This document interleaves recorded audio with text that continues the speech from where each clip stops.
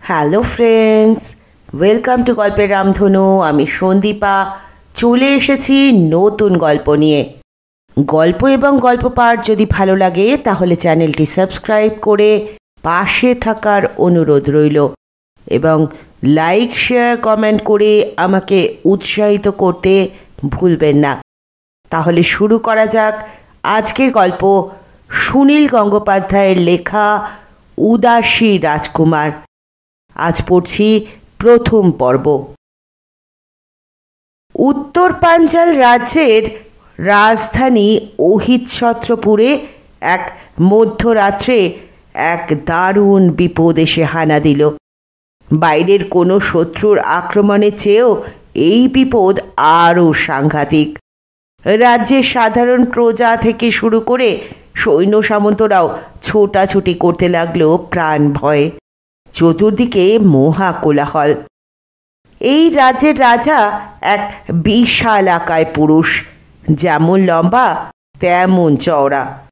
পাত্রমিত্রদের মাঝখানে দাঁড়ালে তার মাথা অনেকখানি উঁচু হয়ে থাকে, আর তিনি যখন হাঁটেন তখন মনে হয় এক চলন্ত পর্বত। এই রাজার নাম মহাচূড়ামণি। তবে এই রাজার বাহুবল যতখানি, সেই তুলনায় বুদ্ধিবল বেশ কম। তিনি ভালোবাসেন যুদ্ধ করতে এবং ঘুমোতে। এক পক্ষকাল আগেই তিনি কাম্পিল্য নামে অন্য একটি রাজ্যের রাজধানী আক্রমণ করে ঘোরতর সংগ্রামের পর বিজয়ী হয়ে ফিরেছেন। সত্যি দারুণ বীরত্ব দেখিয়েছেন তিনি সেই যুদ্ধে। আর কোনো দেশের রাজা নিজে অস্ত্র হাতে নিয়ে সেনাবাহিনীর একেবারে সম্মুখে গিয়ে যুদ্ধ করেন না। রাজা মহাচূড়ামণির রুদ্রমূর্তি দেখলেই বিপক্ষের সৈন্যদের বুক কাঁপে।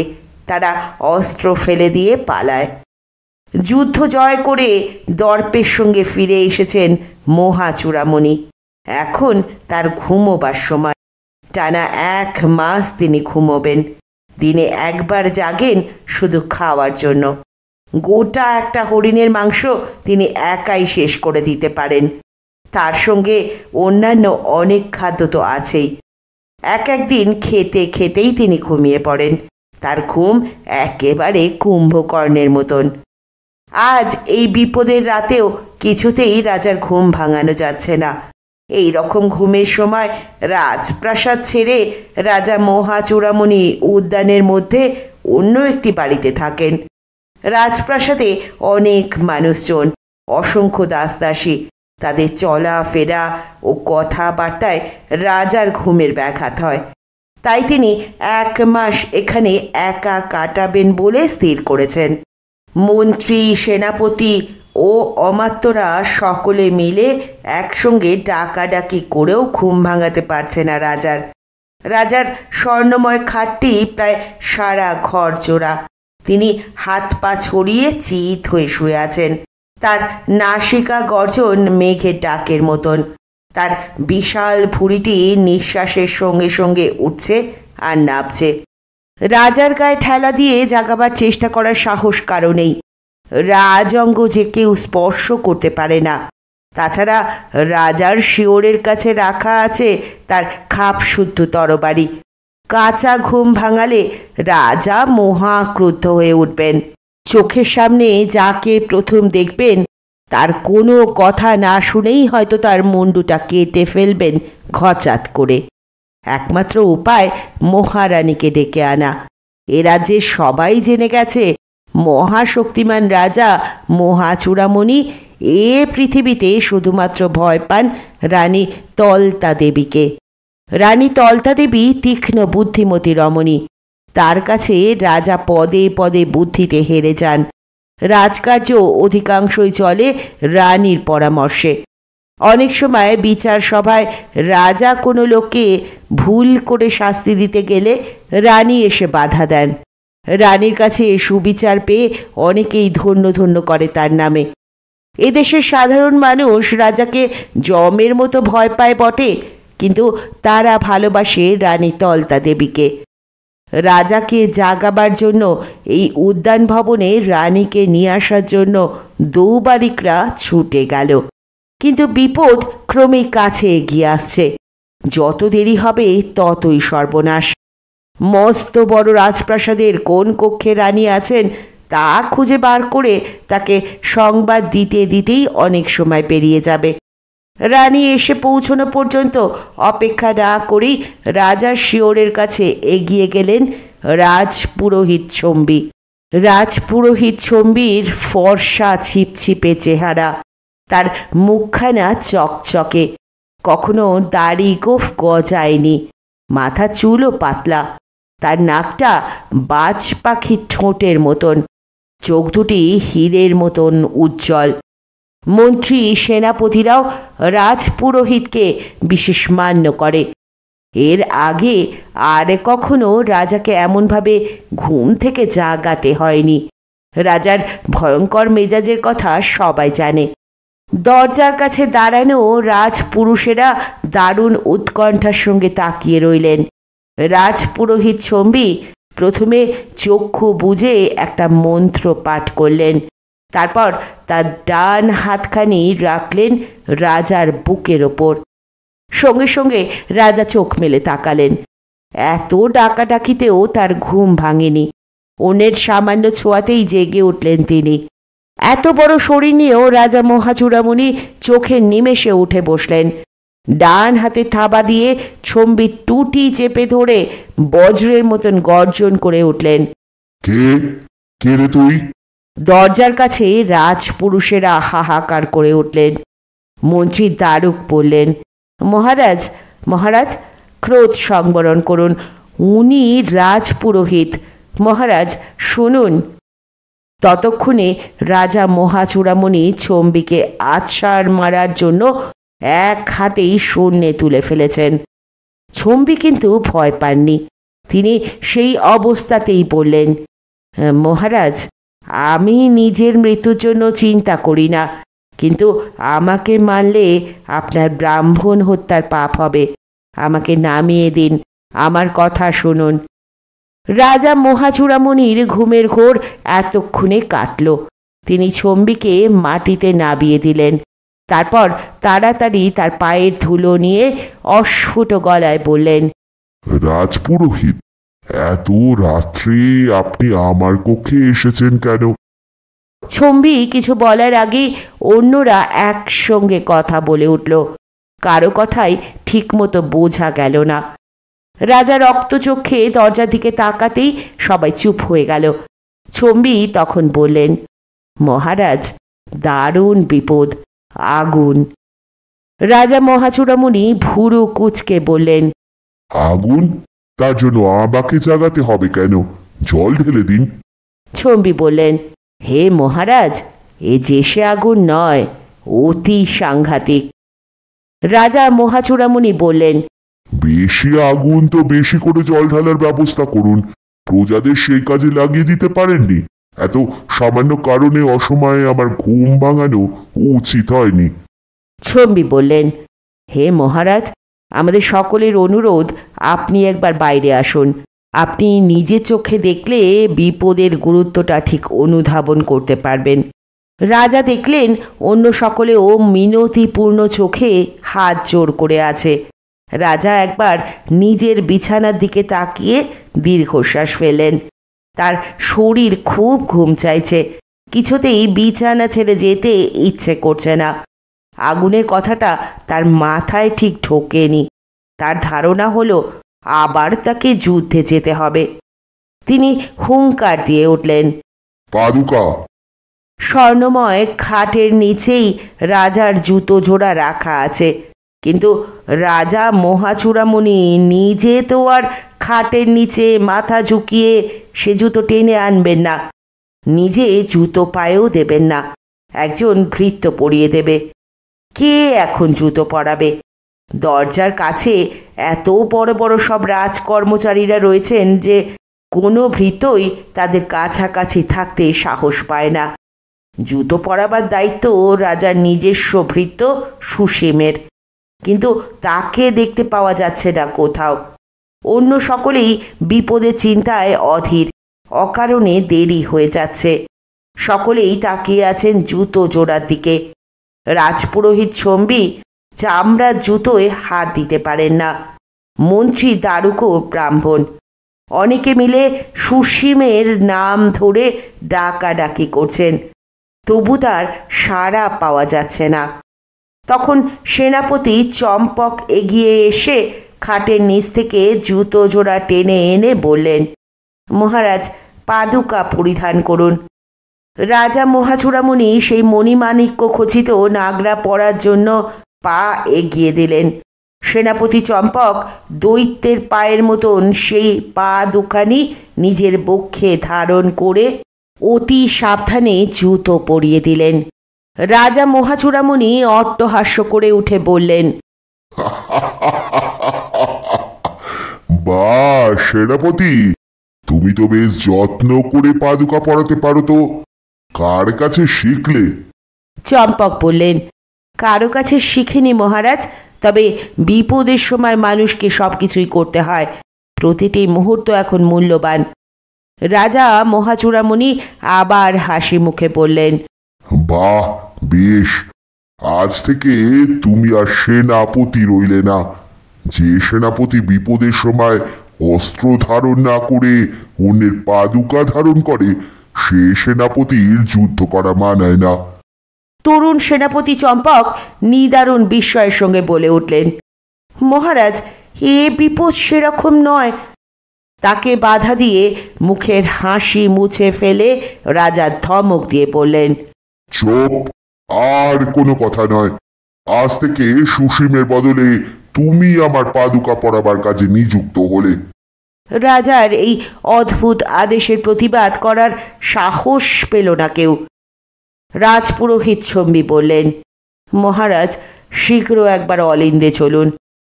রাজা মহাচূড়ামণি খাটের ওপর থেকে তার হিরণ্যক নামে বিশাল তলোয়ারটি তুলে নিয়ে ঘর থেকে বেরিয়ে এলেন বীর দর্পে।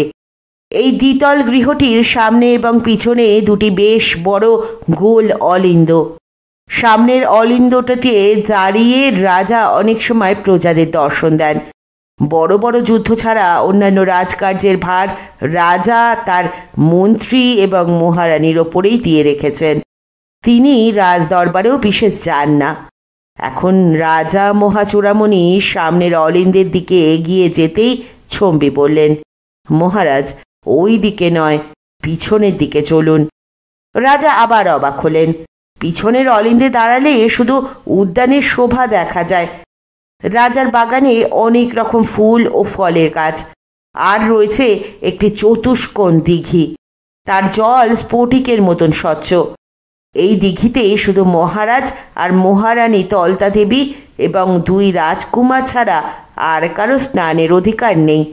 দিঘিটি এতই সুন্দর যে কেউ কেউ বলে এক একদিন জ্যোৎস্না রাতে অপ্সরারা এখানে স্নান করার জন্য আকাশ থেকে নেমে আসে।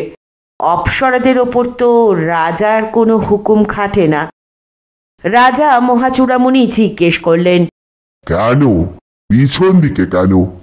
ছম্বি বললেন, মহারাজ, বিপদ আসছে ওই দিক থেকেই। দিঘিটি ছাড়িয়েও রাজার উদ্যান অনেকখানি জায়গা জুড়ে। সম্পূর্ণ উদ্যানটাই প্রাচীর দিয়ে ঘেরা। তারপর বিস্তীর্ণ জবের ক্ষেত। সেই ক্ষেতের মাঝে মাঝে রয়েছে কয়েকটি গ্রাম। একেবারে শেষ গ্রামটির নাম অট্টা। তারপরেই গহন বন। সেই বন যে কত দূর ছড়ানো তার আর সীমানা পাওয়া যায় না। সেই অরণ্য মিশে গেছে হিমালয় পাহাড়ে। ওদিকে আর কোনো রাজ্য নেই। পিছন দিকের অলিন্দে এসে দূরের অরণ্যের দিকে আঙুল তুলে ছম্বি বললেন, মহারাজ, ওই দেখুন। এই মধ্যরাত্রির অন্ধকারেও পশ্চিমের আকাশ লাল হয়ে গেছে।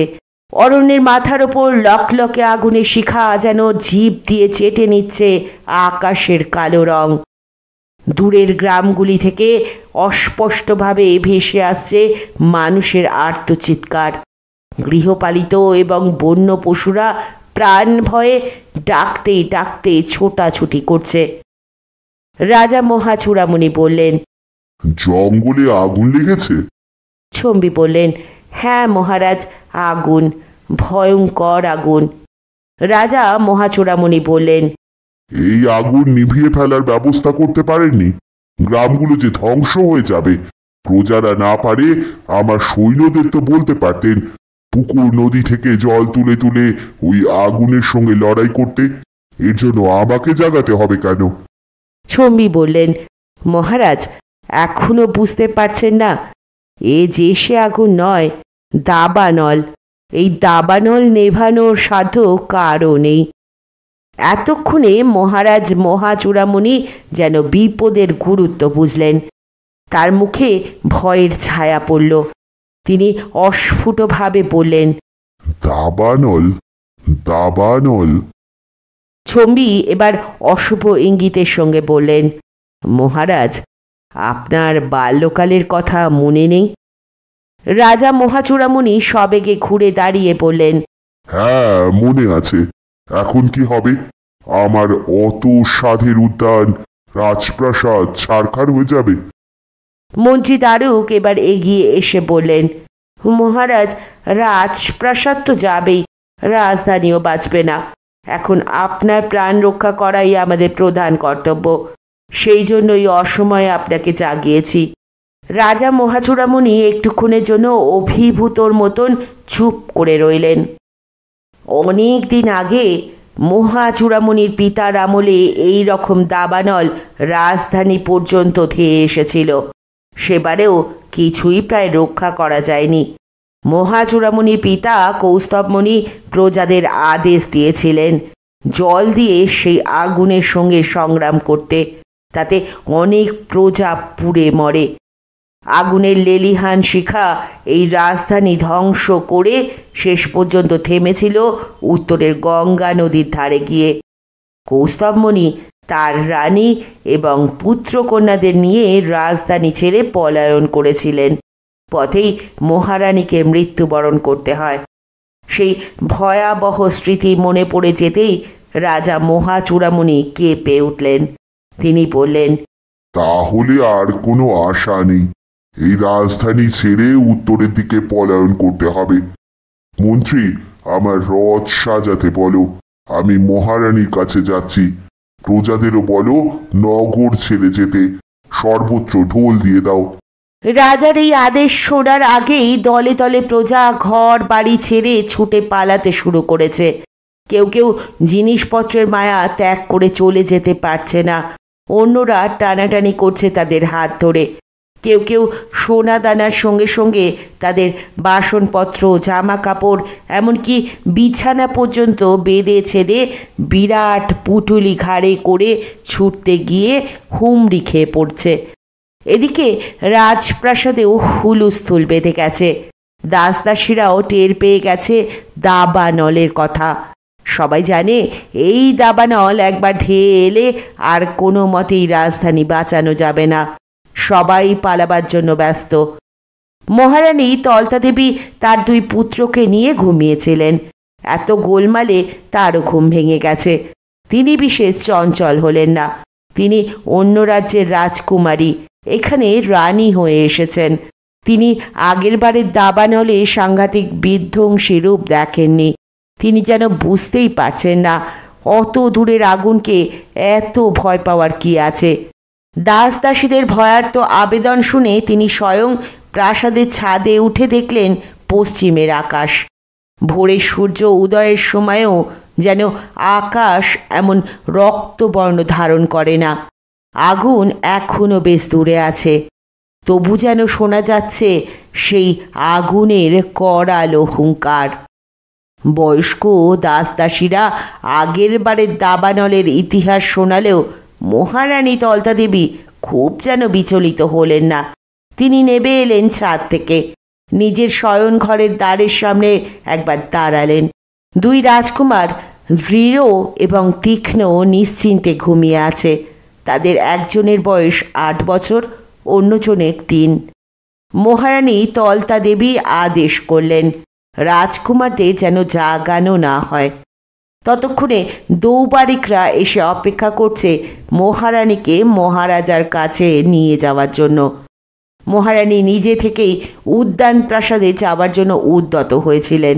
দৌবারিকদের বার্তা শুনে তিনি বললেন, আমি নিজেই যাচ্ছি, তোমাদের আমার সঙ্গে আসবার দরকার নেই। তোমরা রাজধানীর প্রজাদের মধ্যে প্রচার করো যে এই দাবানলকে ভয় পাওয়ার কিছু নেই। মহারাজ মহাচূড়ামণি এবং তার দলবলের সঙ্গে মহারানী তলতা দেবীর দেখা হয়ে গেল উদ্যানের মাঝখানে। মহাচূড়ামণি ব্যস্ত হয়ে বললেন, মহারানী, শিগগির তৈরি হয়ে নাও। এখনই রাজধানী ত্যাগ করে আমাদের অনেক দূরে চলে যেতে হবে। রথ প্রস্তুত করতে বলেছি, তুমি রাজকুমারদের ডাকো। মহারানী তলতা দেবী ছম্বির দিকে তাকিয়ে জিজ্ঞেস করলেন, এই আগুন থামাবার কি কোনো উপায়ই নেই? ছম্বি বললেন, না মহারানী, আগুন আর দাবানল তো এক নয়। দাবানলের অগ্রগতি রোধ করার সাধ্য কারও নেই। বন্যা আর অগ্নি, এদের সঙ্গে কি মানুষ যুদ্ধ করতে পারে? সাদা সিল্কের শাড়ি পরা রানী তলতা দেবীর মুখের ওপর এসে পড়েছে জ্যোৎস্নার আলো। তিনি পশ্চিমে লাল আকাশের দিকে একবার তাকালেন, তারপর নিজের অধর দংশন করে কিছু চিন্তা করতে লাগলেন।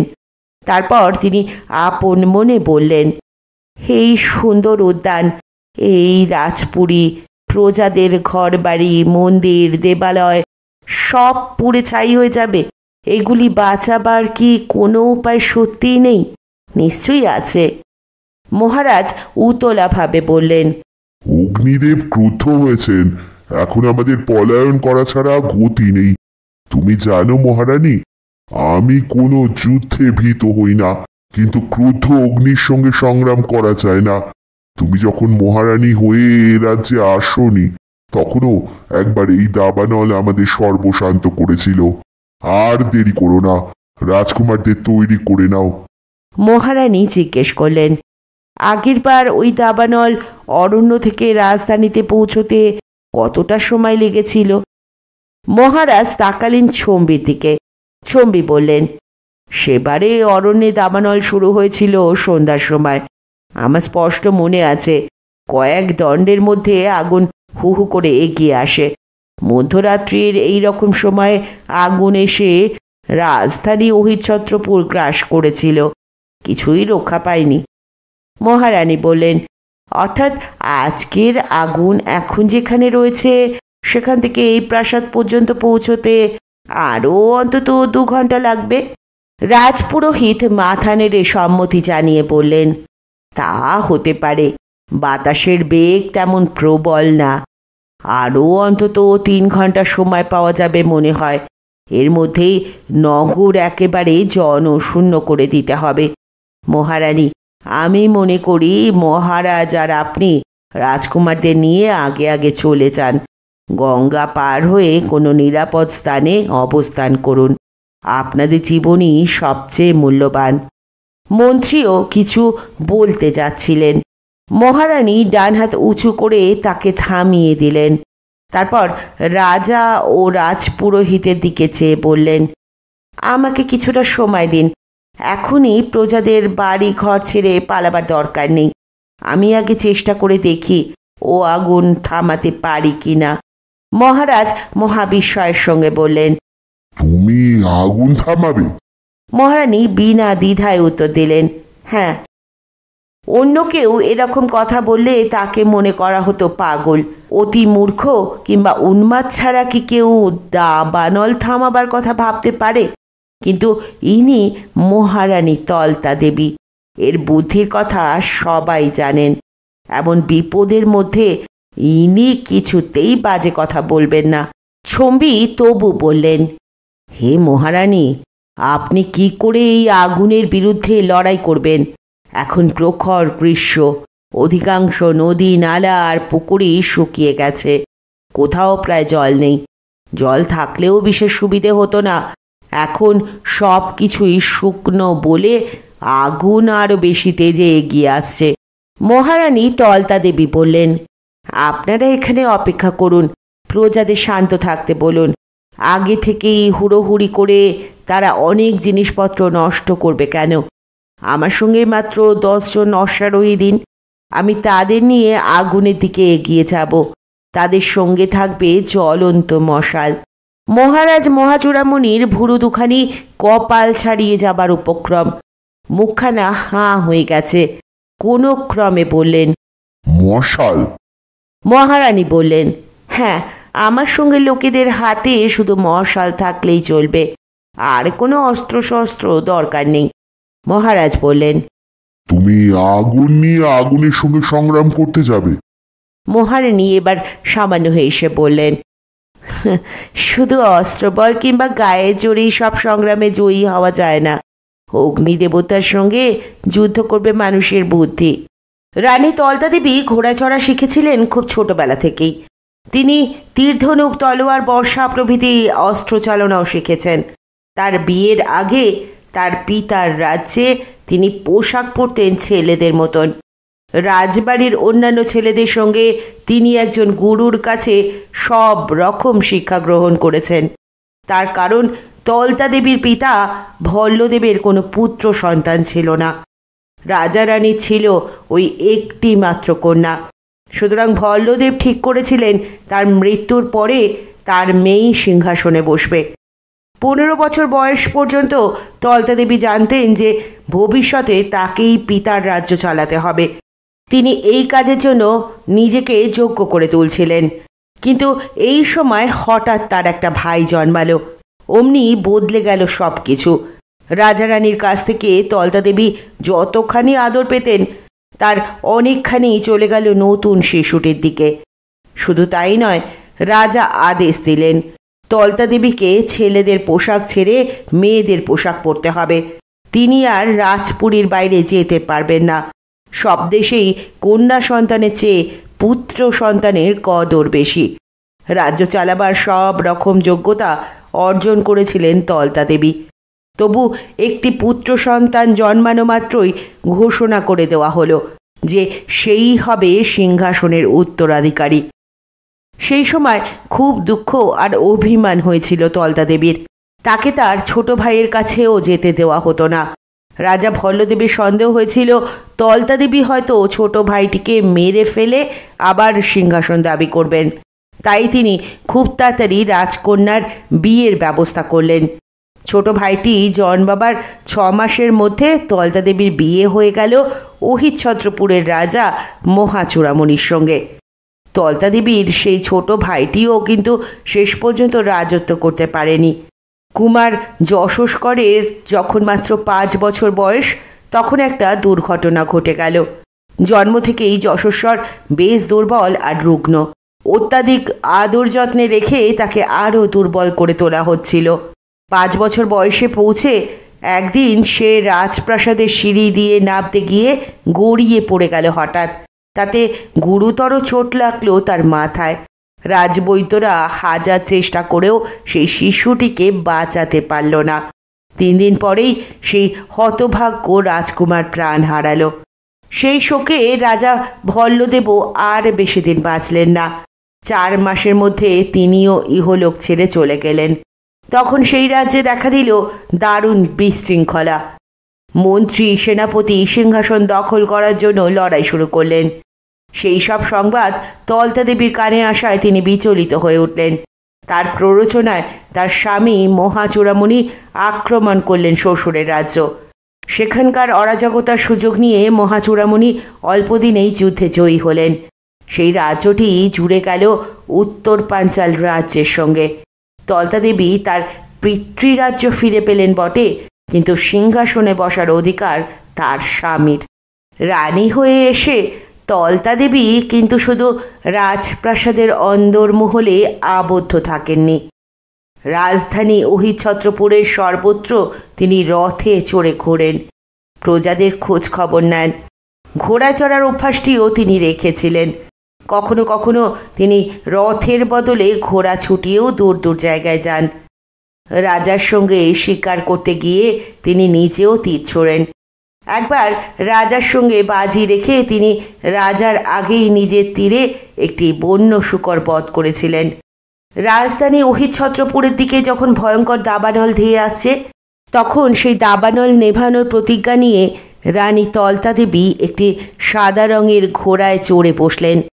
সঙ্গে নিলেন বাছাই করা 10 জন অত্যন্ত সাহসী সৈনিক। দাবানলের গতি যে কখনো রোধ করা যায় তা কেউ এখনো বিশ্বাস করতে পারছে না। গ্রীষ্মকালে অরণ্যের শুকনো গাছে গাছে ঘর্ষণ লেগে আগুনের স্ফুলিঙ্গ বেরোয়। সেই স্ফুলিঙ্গ থেকে নিচের লতা পাতায় আগুন ধরে যায়। তারপর সেই আগুন বাড়তে থাকে। ক্রমশ সেই আগুন বড় বড় গাছপালাকেও গ্রাস করে। তারপর বাতাসের গতি যেদিকে থাকে সেদিকেই সেই বিশাল আগুন ধেয়ে চলে। আগেরবার এই দাবানল বহু গ্রাম পুড়িয়ে ছারখার করে রাজধানীটি সম্পূর্ণ ধ্বংস করে আরও অনেক দূর পর্যন্ত গিয়ে গঙ্গা নদীর কিনারে থেমেছিল শেষ পর্যন্ত। রানীর এরকম একটা অসম্ভব প্রস্তাব শুনেও বাধা দিলেন না বটে রাজা, কিন্তু রানীকে একা ছেড়ে দিতেও সাহস পেলেন না। বিরাট বিপদের আশঙ্কায় তার ঘুম একেবারে ছুটে গেছে। তিনিও মন্ত্রী ও অমাত্যদের নিয়ে চললেন রানীর সঙ্গে। শুধু সেনাপতি চম্পককে সঙ্গে নিলেন না। চম্পক তো আর সেনাপতি নেই, সে এখন থেকে পাদুকা বহনকারী ভৃত্য। সাদা শাড়ি পরা রানী তলতা দেবী সাদা ঘোড়ায় চেপে সকলের আগে ছুটেছেন ঝড়ের বেগে। রাজধানীর পশ্চিম দিকে মাত্র 7টি গ্রাম, তারপরই অরণ্য, তারপর হিমালয়। এদিকে আছে একটি মাত্র ছোট নদী। তা এই পাহাড়ি নদীতে বর্ষাকালে প্রবল জলস্রোত থাকে বটে, কিন্তু শীত গ্রীষ্মে শুকিয়ে একেবারে খটখটে। কোথাও জলের একটু রেখাও নেই। প্রত্যেক গ্রামেই 1-2 পুকুর আছে বটে, কিন্তু সেগুলোও এখন প্রায় শুষ্ক। জলের চেয়ে কাদাই বেশি। লোকেরা তৃষ্ণা নিবারণ করে কুয়োর জল থেকে, কিন্তু কলসি দিয়ে সেই কুয়োর জল তুলে দাবানল ঠেকাবার চেষ্টা করাও হাস্যকর। কেউ সে চেষ্টা করতে গেলে নিজেও পুড়ে মরে। লোকে ধারণা মাঝে মাঝে অগ্নিদেবতার খিদে অত্যন্ত বেড়ে যায়। জঙ্গলের গাছপালা খেয়েও তার খিদে মেটে না। গ্রাম নগর মানুষজনও তিনি খেতে চান। সেই প্রচণ্ড ক্ষুধার সময় অগ্নিকে রোধ করার সাধ্য মানুষের নেই। আকাশের দেবতাদের মধ্যে অগ্নির ক্ষমতার কোনো সীমা নেই। সেজন্য সব মানুষই অগ্নির পূজা করে। বড় বড় রাজারা যজ্ঞ করার সময় অগ্নি দেবতাকে কত রকম অর্ঘ্য দেন, তবু অগ্নি সন্তুষ্ট হন না। প্রতি বছরই কিছু কিছু গ্রাম ও অনেক মানুষ অগ্নির গর্ভে যায়। আর দাবানল এলে তো কথাই নেই, তখন রাজধানীও রক্ষা করা যায় না। আকাশের দেবতাদের নিজেদের মধ্যেও রেষারেষি আছে। অগ্নির প্রতিদ্বন্দ্বী হলেন ইন্দ্র। তিনি মেঘ ও বৃষ্টির দেবতা। একমাত্র বৃষ্টিপাতের সময়ই অগ্নি জব্দ হন, কিন্তু দেবরাজ ইন্দ্রের অনেক কাজ, তিনি সব সময় ব্যস্ত। এই গ্রীষ্মকালে তিনি পৃথিবীতে বৃষ্টি দিতে ভুলে যান। সেই জন্য গ্রীষ্মকালেই বেশি বেশি দেখা যায় অগ্নির দাপট। রানী তলতা দেবী ঘোড়া ছুটিয়ে এসে পৌঁছলেন রাজ্যের শেষ প্রান্তে, অট্টা গ্রামে। সেই গ্রাম ততক্ষণে দাউ দাউ করে চলছে। গ্রামের অধিকাংশ মানুষই পালিয়েছে প্রাণ ভয়ে। কয়েকজন শুধু জিনিসপত্র বাঁচাবার লোভে জ্বলন্ত বাড়ির মধ্যেও ঢুকতে গিয়েছিল, তারা প্রাণ হারিয়েছে। অট্টা গ্রামের পর জবের ক্ষেত, তারপর আবার একটি গ্রাম। সেই গ্রামের নাম ভুরুঙ্গা।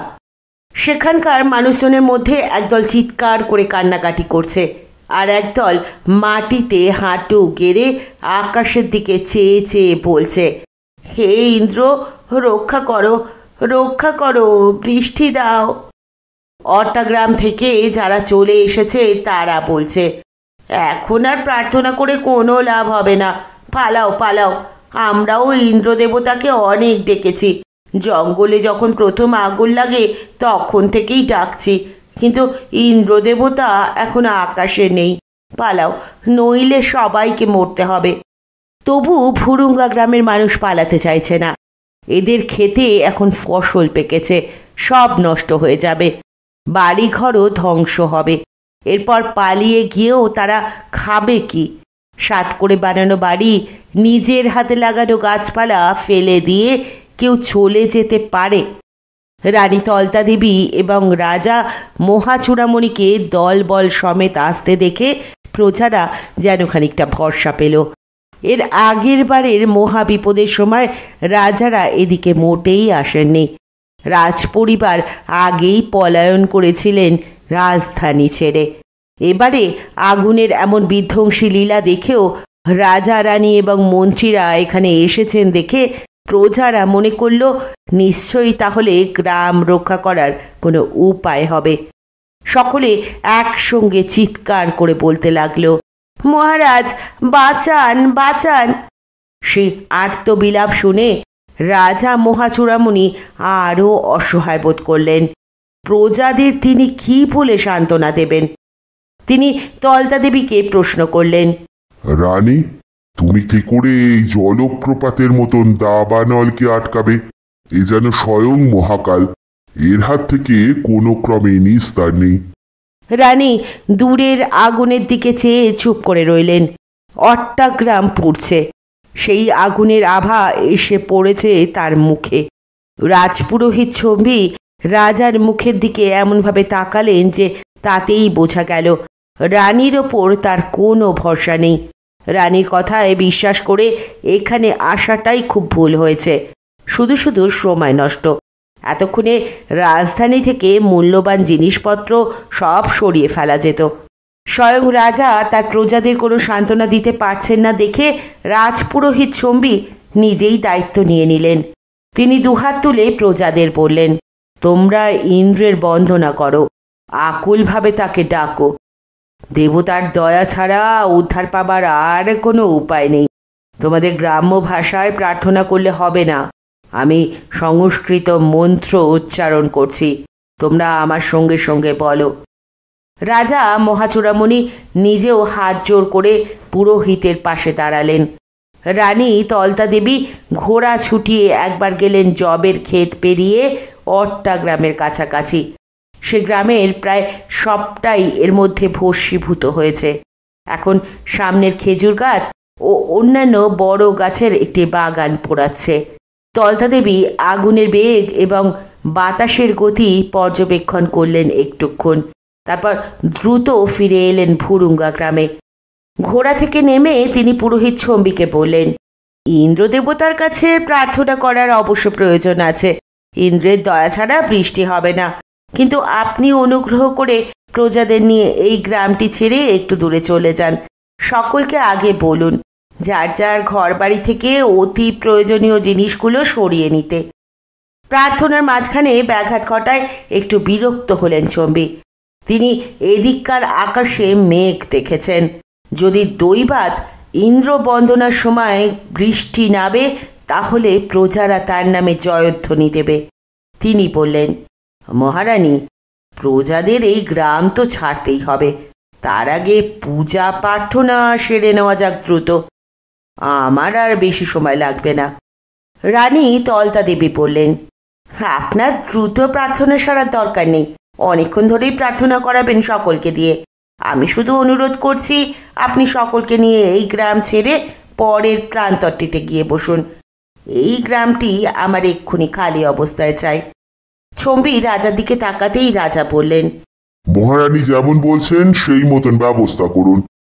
মন্ত্রী দ্বারক উচ্চস্বরে ঘোষণা করলেন, প্রজারা অবিলম্বে এই গ্রাম পরিত্যাগ করো, রাজার আদেশ, রাজার আদেশ। তৎক্ষণাৎ একটা হুড়োহুড়ি পড়ে গেল। লোকেরা যে যা পারল স্বর্ণালঙ্কার ও টাকা পয়সার পুটুলি হাতে নিয়ে ছুটে বেরিয়ে গেল গ্রাম থেকে। নারী, শিশু, বৃদ্ধ কেউ রইল না।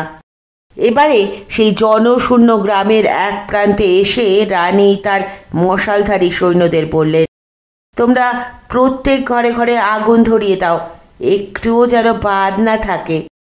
রাজা মহা বিস্ময়ে বললেন, সে কি, আমরা নিজেরাই গ্রামে আগুন লাগাবো? কেন? রানী বললেন, মহারাজ, কাঁটা দিয়ে কাঁটা তুলতে হয়, শত্রুকে জয় করতে হয় অন্য শত্রুর সাহায্য নিয়ে, সেরকম বড় আগুনের সঙ্গে লড়তে হয় ছোট আগুন দিয়ে। রাজা আবার বললেন, কিছুই বুঝতে পারলাম না, আগুনের সঙ্গে আগুন দিয়ে লড়াই হবে কি করে? ছম্বি বললেন, এই আগুন যখন দাবানলের সঙ্গে যুক্ত হবে তখন তো আগুনের আরও শক্তি বৃদ্ধি হবে। রানী তলতা দেবী উতলা হয়ে বললেন, আপনাদের সঙ্গে তর্ক বিতর্কের আর সময় নেই, আমার ওপর বিশ্বাস রাখুন। তারপর তিনি একজন সৈন্যের হাত থেকে মশাল তুলে নিয়ে প্রথম একটি বাড়িতে আগুন ধরিয়ে দিলেন। তখন অন্য সৈন্যরাও হাত লাগালো। তারা দৌড়ে দৌড়ে প্রতিটি বাড়িতে মশাল গুজে দিতে লাগলো। এই গ্রামের সব বাড়ি কাঠ ও খড় দিয়ে তৈরি। আগুন ধরতে দেরি হলো না। অল্পক্ষণের মধ্যেই সমস্ত গ্রামটি একটি জ্বলন্ত অগ্নিকুণ্ডে পরিণত হলো। রানী তলতা দেবী সন্তুষ্ট হয়ে বললেন, এবার জবের ক্ষেত্রেও পুড়িয়ে ছাই করে দাও। সৈন্যরা পরস্পরের দিকে গোল গোল চোখ করে তাকালো। তারাও প্রায় সকলেই কৃষক পরিবারের সন্তান। মাঠের ফসলকে তারা পবিত্র জ্ঞান করে। শত্রু রাজ্য আক্রমণ করে তারা অনেক ঘর বাড়িতে আগুন জ্বালে, অনেক মানুষ মারে, কিন্তু কখনো ফসল ধ্বংস করে না। অট্টাগ্রাম ও ভুরুঙ্গা গ্রামের মাঝখানে বিস্তীর্ণ জবের ক্ষেত। ফসল সবে পেকেছে। পাকা ফসলের সোনালি রঙে এই প্রান্তরটি ছেয়ে আছে। একটুক্ষণের মধ্যেই দাবানল এসে সেই ফসল খেয়ে নেবে ঠিকই, কিন্তু সৈন্যরা নিজেও হাতে সেখানে আগুন ধরাতে যাবে কেন? সৈন্যদের দ্বিধা দেখে রানী তলতা দেবী আবার নিজেই মশাল নিয়ে নেমে গেলেন সেই জবের খেতে। তখন সৈন্যরাও বাধ্য হয়ে রানীকে সাহায্য করতে এগিয়ে গেল। পাকা ফসলে আগুনের ছোঁয়া লাগতেই চচ্চর শব্দে জ্বলতে লাগলো। তারপর এক অদ্ভুত দৃশ্য হলো। এদিকে ভুরুঙ্গা গ্রাম জ্বলছে মানুষের হাতের আগুনে। দূরে অট্টাগ্রাম দাউ দাউ করে পুড়ে শেষ হচ্ছে দাবানলে। মাঝখানে জবের ক্ষেতের আগুন যেন ঠিক একটা সরল রেখায় এগিয়ে যাচ্ছে দাবানলের দিকে। জবের ক্ষেতের আগুন যেন এক সারি সৈন্য, আর দূরের দাবানল যেন এক হামলাকারী দৈত্য দানব। রানী তলতা দেবী একটা উঁচু টিলার ওপর দাঁড়িয়ে এই দৃশ্য দেখছেন। তার পাশে রয়েছেন রাজা এবং মন্ত্রী। অন্যরা এখনও রানীর এই কর্মটির মর্ম কিছুই বুঝতে পারছেন না। রাজপুরোহিত প্রজাদের নিয়ে গ্রাম ছাড়িয়ে খানিকটা দূরের এক প্রান্তরে ইন্দ্রের বন্দনা করতে বসেছেন। হঠাৎ এই সময় এক রমণী কাঁদতে কাঁদতে এসে বলল, রানীমা, আমার স্বামীকে বাঁচান, আমার স্বামীর জীবন রক্ষা করুন। রানী তলতা দেবী ভ্রু কুঞ্চিত করে প্রশ্ন করলেন, কি হয়েছে তোমার স্বামীর? রমণীটি রানীর পা জড়িয়ে ধরে বলল, সে কিছুতেই বাড়ি ছেড়ে আসবে না, সে আগুনে পুড়ে মরবে। মন্ত্রী জীবক জিজ্ঞেস করলেন, সে বাড়ি ছেড়ে আসতে চায় না? কি এমন মূল্যবান জিনিস আছে তোমার বাড়িতে? রমণীটি চোখের জলে রানীর পা ভিজিয়ে দিতে দিতে বলতে লাগলেন, কিছুই না, আছে শুধু কয়েকখানা পাথর। আমি কত বোঝালাম, তবু কিছুতেই সে সেই পাথরগুলো ছেড়ে আসবে না।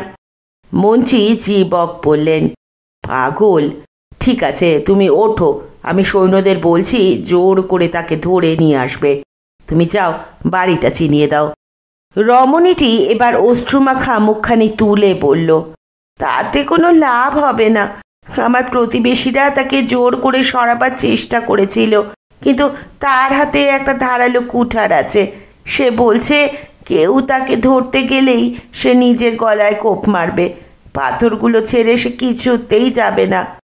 রানী তলতা দেবী বললেন, বড় বিচিত্র মানুষ তো, সোনাদানা নয়, কয়েকখানা পাথরের জন্য সে পুড়ে মরতে চায়।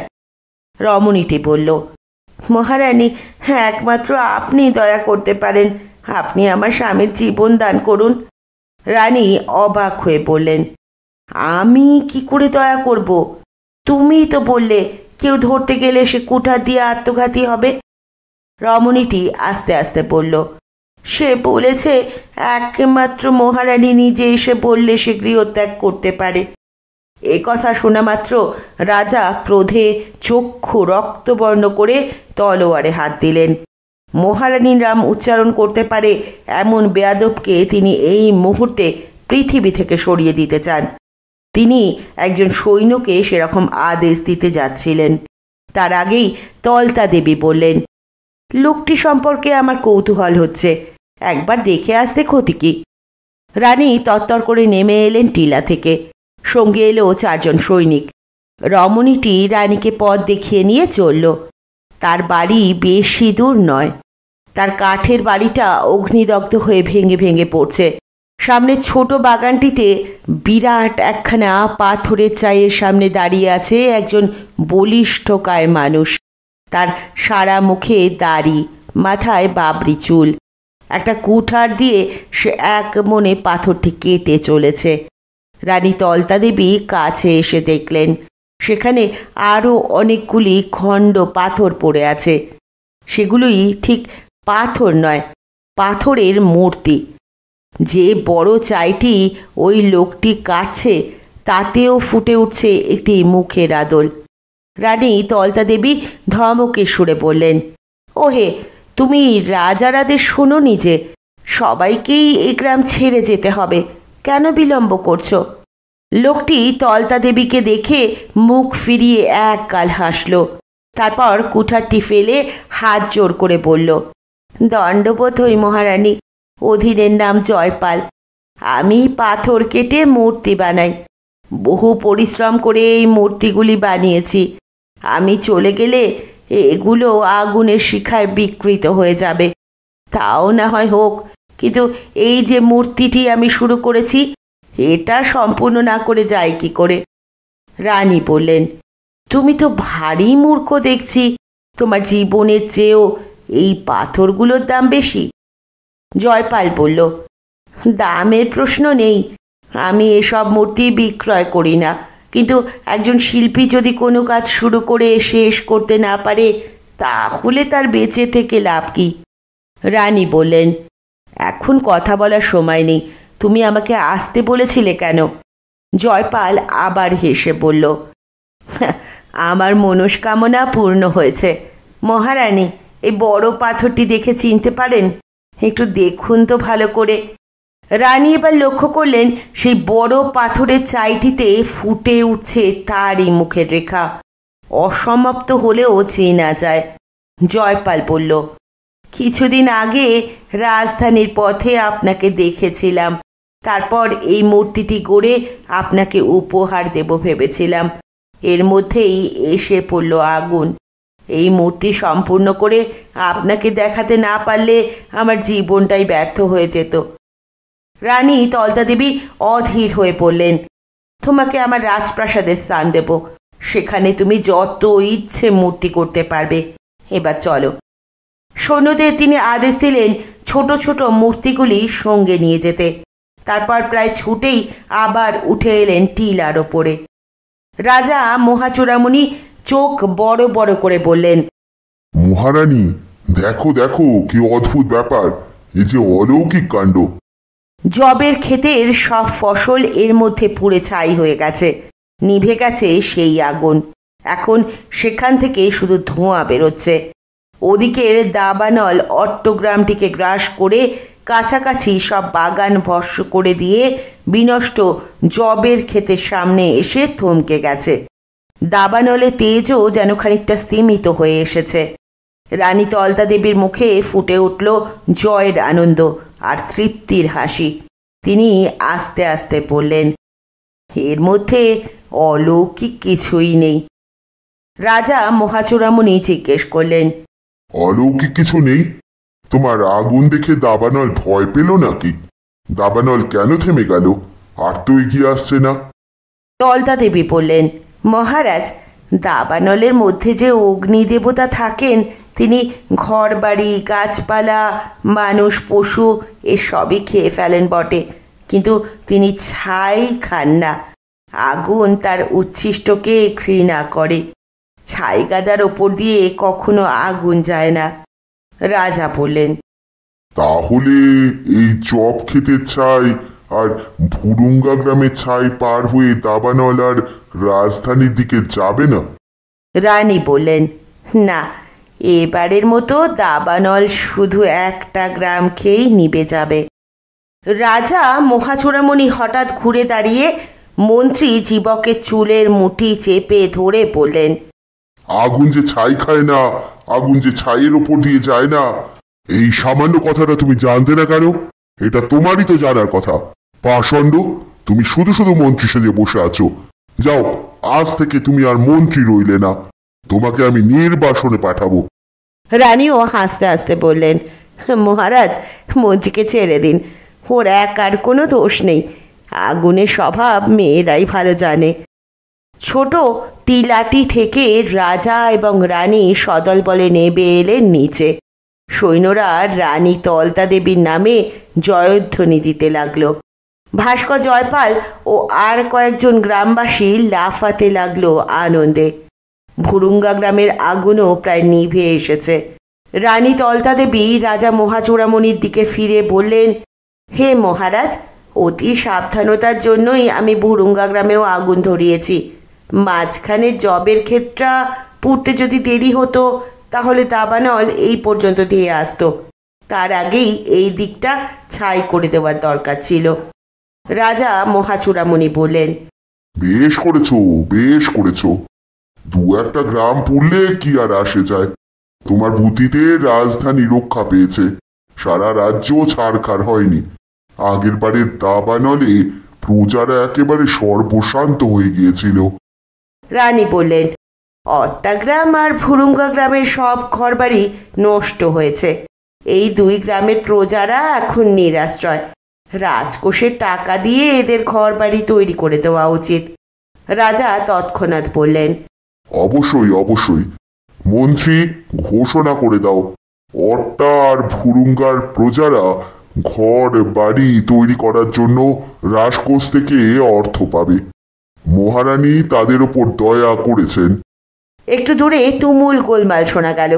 ভুরুঙ্গা গ্রামের পরে একটি ফলের বাগান, তারপর আবার জবের ক্ষেত, আর চারপাশে ছোট ছোট টিলা, সেগুলি জঙ্গলে ভরা।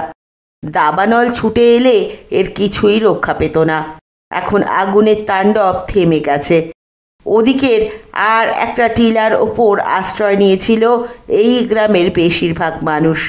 রাজপুরোহিত চম্বি সেই সব প্রজাদের মধ্যে ইন্দ্রের পূজা পরিচালনা করছিলেন। এখন সেই সব প্রজারা উল্লাসের সঙ্গে হুড়মুড়িয়ে নেমে আসছে। তারা জয়ধ্বনি দিচ্ছে, জয় মহারাজ বীর চূড়ামণি, জয় গুরুদেব চম্বি, জয় ইন্দ্রদেবতা। রানী তলতা দেবীর নাম তারা উচ্চারণও করছে না। প্রজারা যে কোনো সময়েই রাজার নামে জয়ধ্বনি দেবে, এ তো স্বাভাবিক। কিন্তু রানী তলতা দেবী যে দাবানলকে জয় করলেন, প্রজাদের এত বড় বিপদ থেকে উদ্ধার করলেন, তা কি ওই লোকগুলো বোঝেনি? রানীর নামেও জয়ধ্বনি না দিয়ে তারা গুরুদেব চম্বিকে অত গুরুত্ব দিচ্ছেন কেন? রাজা মহাচূড়ামণি ভুরু কুচকে চাইলেন রানীর দিকে। রানী মৃদু হাসলেন, তারপর তাকালেন আকাশের দিকে। মন্ত্রী জীবক মাথায় হাত দিয়ে বললেন, মহারাজ, বৃষ্টি। আকাশে কুণ্ডলি পাকিয়েছে কালো মেঘ, তার সঙ্গে মিশেছে আগুনের ধোঁয়া। টপ টপ করে কয়েক ফোঁটা বৃষ্টি পড়ল। রাজা তার বিশাল শরীরেও সেই বৃষ্টি অনুভব করলেন। আরও অবাক হয়ে পড়লেন, বৃষ্টি? বৃষ্টি নেমেছে? রাজপুরোহিত চম্বি সেই সময় ছুটতে ছুটতে এসে উপস্থিত হয়ে বললেন, মহারাজ, দেখুন মন্ত্রের জোর, দেখুন ব্রাহ্মণের তেজ। আমার আহ্বানে ইন্দ্রদেবতা সাড়া না দিয়ে পারেননি। ইন্দ্রের কাছে অগ্নি হেরে গেছে। দাবানল আর এগিয়ে আসবে না। মহাচূড়ামণি বললেন, দাবানল তো মহারানীর বুদ্ধিতে আগেই থেমে গেছে। গুরুদেব, আপনি কি আগে জানতেন না আগুন কখনো ছাই খায় না? চম্বি বললেন, সে কথা কে না জানে, কিন্তু এই মহা দাবানল বৃষ্টি দেখে ভয় পেয়েছে। মহাচূড়ামণি বললেন, কিন্তু বৃষ্টি নামার আগেই তো দাবানল। রানী তলতা দেবী বললেন, মহারাজ, রাজপুরোহিত ঠিকই বলেছেন। আকাশে বৃষ্টির সম্ভাবনা দেখেই দাবানল নিভে গেল। গুরুদেব চম্বিকে আমার প্রণাম জানাই। প্রজারা আবার রাজপুরোহিত চম্বির নামে জয়ধ্বনি দিল। বৃষ্টি কিন্তু মাত্র এক পশলা হয়েই থেমে গেল। তাতে ভালো করে মাটিও ভিজল না। মহাচূড়ামণি খুঁতখুত করতে লাগলেন। এইটুকু বৃষ্টিতেই সামান্য আগুনও নিভে যাওয়ার কথা নয়। দাবানল তো লম্বা লম্বা জিভ দিয়ে এই বৃষ্টি চেটে খেয়ে ফেলতে পারে। এই বৃষ্টি যেন রোগা রোগা 10-12টি সৈন্য, আর দাবানলের সহস্র শিখায় যেন সহস্র দুঃসাহসী যোদ্ধা। এমন বৃষ্টি ও আগুনে লড়াই হলে তো আগুনেরই জয়ী হওয়ার কথা। মহাচূড়ামণি তার রানীর বুদ্ধির জোর দেখে গর্বিত বোধ করছিলেন। আগুনে ছাই খায় না এ কথাটা তো তিনি আগে জানতেন না। সত্যি তো, যেখানে আগুন লাগে সেখানে আর সব কিছু ধ্বংস হয়ে গেলেও অনেক ছাই পড়ে থাকে। মাঝখানে অনেক ছাই পড়ে থাকলে আগুন সেই ছাই ডিঙিয়ে আসতেও পারে না। অট্টাগ্রামের দাবানল তাই জবের ক্ষেতে ছাই দেখে থমকে গিয়েছিল। কিন্তু রানী তলতা দেবী রাজপুরোহিত ছম্বির কথায় কোনো প্রতিবাদ করলেন না। প্রজারা ছম্বির নামে জয়ধ্বনি দিচ্ছে।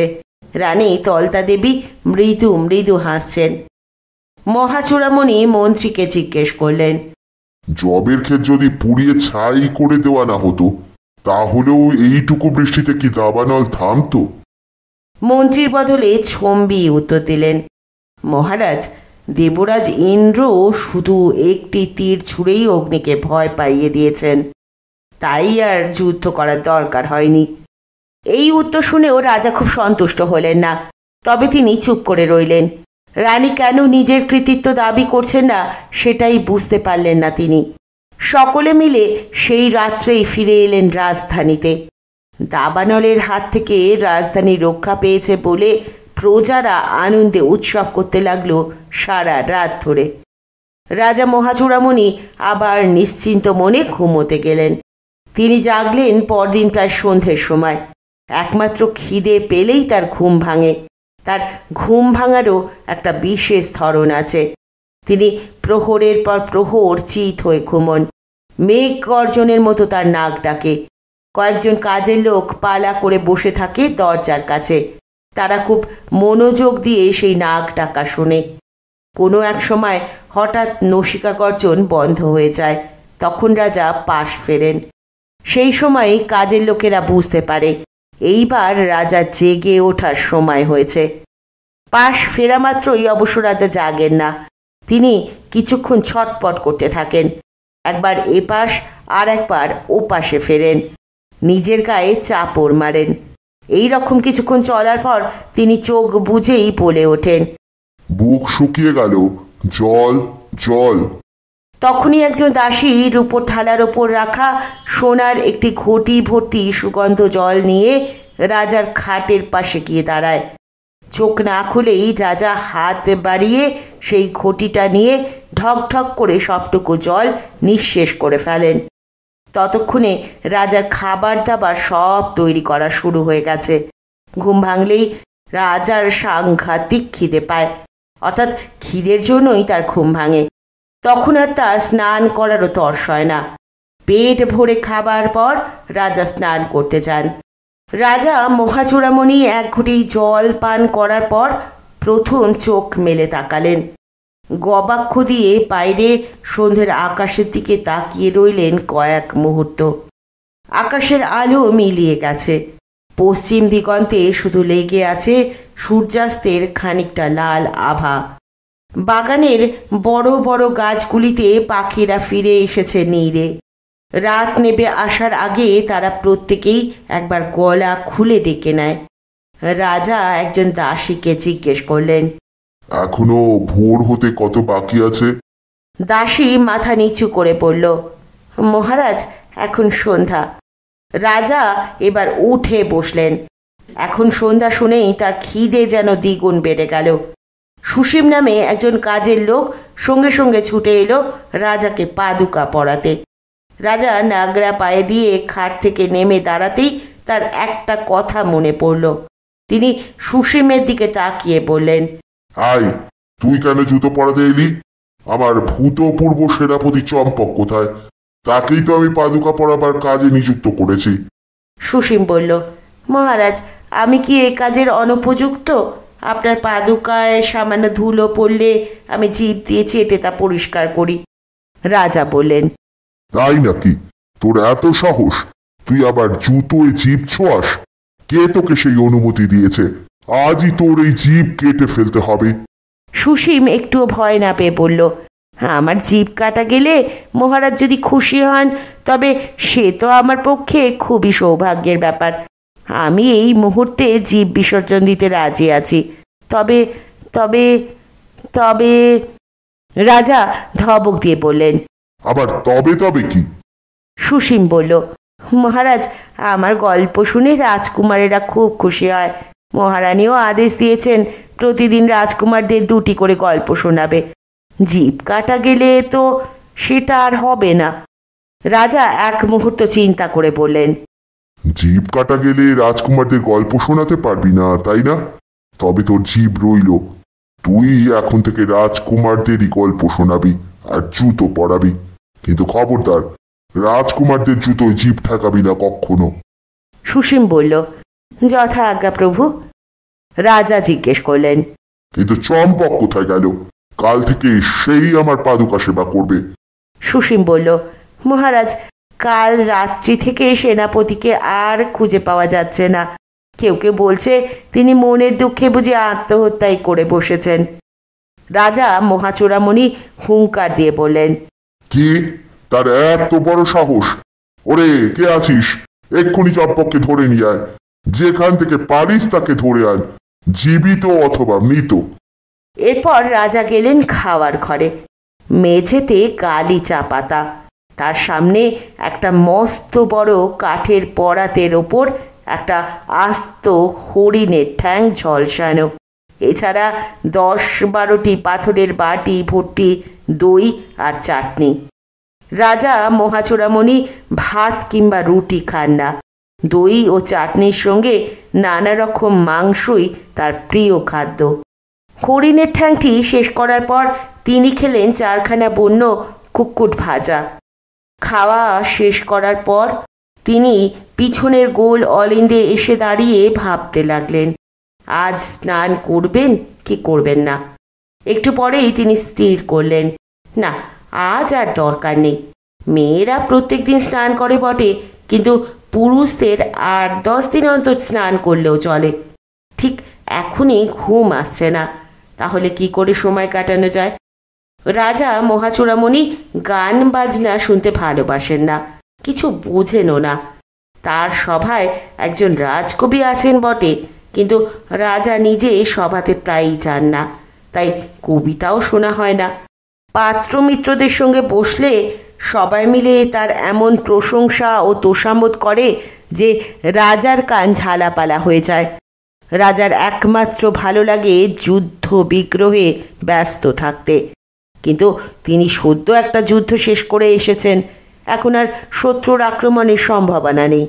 লোকে ভাবে রাজারা বুঝি সবসময় খুব ব্যস্ত থাকে। আসলে রাজাদেরও এক দিন কিছুতেই সময় কাটতে চায় না। রাজা মহাচূড়ামণি অলিন্দে দাঁড়িয়ে উদ্যানের শোভা দেখতে লাগলেন একা একা। একটু পরে একজন দৌবারিক এসে জানালো যে মন্ত্রী জীবক একবার রাজার সঙ্গে দেখা করতে চান। রাজা সম্মতি জানালেন। মন্ত্রী এসে অভিবাদন করে দাঁড়াতেই রাজা জিজ্ঞেস করলেন, কি হে মন্ত্রী, রাজ্যে সব কুশল তো? আবার কোনো দুঃসংবাদ আনুনি তো? মন্ত্রী বললেন, না মহারাজ, দুঃসংবাদ কিছু নেই। রাজা বললেন, বাহ, তাহলে তুমি এমনি দেখা করতে এসেছো আমার সঙ্গে? মন্ত্রী বললেন, আপনার ঠিকমতো নিদ্রা হয়েছে কিনা সেটাই জানতে এসেছিলাম। আর একটা প্রশ্নও ছিল। গত যুদ্ধে আমাদের প্রায় 400টি ঘোড়া নিহত হয়েছে। সৈন্যবাহিনীর জন্য আবার ঘোড়া কেনা দরকার। শিগগিরই প্রয়াগের মেলায় অশ্বের হাট বসবে, সেখান থেকে অশ্ব কিনলে কিছু কম দামে পাওয়া যাবে। রাজা বললেন, তাহলে প্রয়াগের মেলা থেকেই কিনে ফেলো 400 ঘোড়া। মন্ত্রী একটু ছোট কাশি দিয়ে বললেন, মহারাজ, বলছিলাম কি, এখন রাজকোষে অর্থ বেশি নেই। এখন সৈন্যবাহিনীদের জন্য ঘোড়া কেনাটা খুবই জরুরি। আবার কাল রাত্রে মহারানী আদেশ দিলেন সীমান্তের দুটো গ্রামের পুড়ে যাওয়া বাড়িঘর সব রাজকোষের টাকা দিয়ে তৈরি করে দিতে হবে। একসঙ্গে এত টাকা পাওয়া যাবে কোথায়? রাজা সঙ্গে সঙ্গে বললেন, আগে ঘোড়া কিনে নাও। আমাদের সৈন্যবাহিনীতে ঘোড়া কম আছে জানতে পারলে শত্রুরা হঠাৎ এসে ঝাঁপিয়ে পড়তে পারে। মন্ত্রী মাথা চুলকিয়ে বললেন, কিন্তু মহারাজ, কালী মহারানী প্রজাদের কথা দিয়ে এসেছেন ওই দুটি গ্রামের মানুষের মাথা গোজার জায়গা নেই। তারা আজকালের মধ্যেই দাবি জানাতে আসবে যে। রাজা এবার চুপ করে গেলেন। তার মতে ঘোড়া কেনা আগে দরকার। আবার রানী কথা দিয়েছেন প্রজাদের। এই অবস্থায় কি করা উচিত তা তার বুদ্ধিতে কুলোল না। তিনি বিরক্তভাবে বলে উঠলেন, রাজকোষে টাকা কম থাকে কেন? আমি কষ্ট করে শত্রুদের জয় করি, আর তোমরা রাজকোষ ভর্তি রাখতে পারো না? যত সব অপদার্থ। যাও, এই ব্যাপারে রানীর সঙ্গে পরামর্শ করো গিয়ে। তিনি যা বলবেন সেটাই হবে। মন্ত্রী বললেন, ঠিক বলেছেন মহারাজ, এ ব্যাপারে মহারানীর সঙ্গেই পরামর্শ করা দরকার। মন্ত্রী চলে যেতে উদ্যত হয়েছিলেন। রাজা তাকে আবার ডেকে বললেন, শোনো, কাল মাঝরাত্রিরে আমি রাজধানীতে এসে ঘুমিয়েছি। জেগেছি আজ সন্ধ্যেবেলা। এর মধ্যে বৃষ্টি হয়েছিল? মন্ত্রী বললেন, আগে না মহারাজ, আকাশে মেঘ রয়েছে খুব, কিন্তু বৃষ্টি এখনো নামছে না। কাল ভুরুঙ্গা গ্রামে যা ছিটে ফোটা বৃষ্টি হয়েছিল সেটুকুই শেষ। রাজা মহাচূড়ামণির মুখে রাগের ছায়া পড়ল। তিনি মন্ত্রীর দিকে রক্তচক্ষে তাকিয়ে বললেন, ওইটুকু বৃষ্টিতে দাবানল আটকাতো না। দাবানল থেমেছে মহারানীর বুদ্ধিতে, তাই না? তবু লোকে পুরোহিত সম্বির নামে জয়ধ্বনি দিল। তুমিও তাতে গলা মিলিয়েছিলে কেন? মন্ত্রী এবার রাজার খুব কাছে এগিয়ে গেলেন। গোপন কথা বলার মতন ফিস ফিস করে বললেন, মহারাজ, পুরোহিত সম্বির প্রার্থনায় যে বৃষ্টি নেমেছে এবং সেই জন্যই অগ্নির দৌড় থেমে গেছে, লোকের মনে এই কথাটা বিশ্বাস করানোই ভালো। পুরোহিত সম্বি ঠিক কাজই করেছেন। রাজা কর্কশ গলায় বললেন, কি করে এটা ঠিক হলো? দাবানল দেখে পুরোহিত প্রথমে ভয় পাননি? তিনি আমাকে রাজধানী ছেড়ে পালাবার পরামর্শ দেননি? তখন কেন ইন্দ্রের কাছে প্রার্থনা করার কথা ওর মনে আসেনি? ভুরুঙ্গা গ্রামে গিয়ে যেই দেখলেন আকাশে মেঘ আছে, অমনি তিনি অং বং চং করে মন্ত্র পড়তে শুরু করলেন। ওইটুকু বৃষ্টি হওয়াও যা, না হওয়াও তা। দাবানল থেকে রাজ্যকে রক্ষা করেছেন আমার রানী। মন্ত্রী বললেন, তবু কি ভাগ্য যে ওইটুকু বৃষ্টি নেমেছিল, তাই পুরোহিতের মান রক্ষা হলো। মহারাজ, আপনার চেয়ে যদি রানীর খ্যাতি বেশি বেড়ে যায়, সেটা রাজ্যের পক্ষে ভালো নয়। রাজা খানিকটা হকচকিয়ে গিয়ে বললেন, রানীর বেশি খ্যাতি ভালো নয়? কেন? কেন ভালো নয়? মন্ত্রী বললেন, প্রজারা যদি টের পেয়ে যায় রাজার চেয়ে রানীর বুদ্ধি বেশি, তাহলে কি তারা আপনাকে আর সম্মান করবে? রাজা বললেন, আমার চেয়ে রানীর বুদ্ধি বেশি? তা তো বটেই। তোমার চেয়েও রানীর বুদ্ধি বেশি। দাবানল কি করে থামাতে হয় তা তুমিও জানতে না, ওই পুরোহিত সম্বিও জানতেন না। রানীর বুদ্ধি বেশি সেটা তো সত্যি কথা, প্রজারা তা জানলে দোষ কি? মন্ত্রী বললেন, মহারাজ, তাহলে প্রজারা মনে করবে রানী এ রাজ্য চালাচ্ছেন, আপনি কেউ না। রাজা এবার হেসে উঠে বললেন, যত সব তোমাদের অদ্ভুত কথা। আমি বাহু বলে শত্রু জয় করি। আমি না থাকলে আমার সৈন্যরা অনাথ, তা সকলেই জানে। রাজ্যের রাজকর্ম চালাবার ব্যাপারে রানী অনেক সময় বুদ্ধি দেন, সেটা তো ভালোই। মন্ত্রী বললেন, মহারাজ, শুধু এইটুকুতেই শেষ নয়। আজ সবাই জেনে গেছে যে আপনি যাদের শাস্তি দেন রানী তাদের ক্ষমা করে দেন। এরপর আপনার কথা আর কেউ মানতেই চাইবে না। রাজা হেসে বললেন, কাল রাত্রে রানীর অনুরোধে আমি তোমাকেও ক্ষমা করে দিয়েছি। মন্ত্রী যেন এই কথাটা শুনতেই পাননি এমন ভাব করে বললেন, আসল কথাটা ভেবে দেখুন মহারাজ, মহারানী তলতা দেবী যখন ছোট ছিলেন তখন উনি নিজের পিতার রাজ্যের সিংহাসনে বসতে চেয়েছিলেন। সিংহাসনের ওপর ওর লোভ আছে। একদিন হয়তো উনি আপনাকেও সরিয়ে দিয়ে এই রাজ্যের সিংহাসনে বসবেন। এবার রাজা মহাচূড়ামণির চোখ দুটি গোল গোল হয়ে গেল। শুনছিলেন সুনীল গঙ্গোপাধ্যায়ের লেখা উদাসী রাজকুমারের প্রথম পর্ব। কেমন লাগছে গল্প? শোনার জন্য আমি অপেক্ষায় থাকব। পরের দিন এসে হাজির হব দ্বিতীয় পর্ব নিয়ে। ততক্ষণ পর্যন্ত সকলে ভালো থাকবেন, সুস্থ থাকবেন, পাশে থাকবেন। নমস্কার।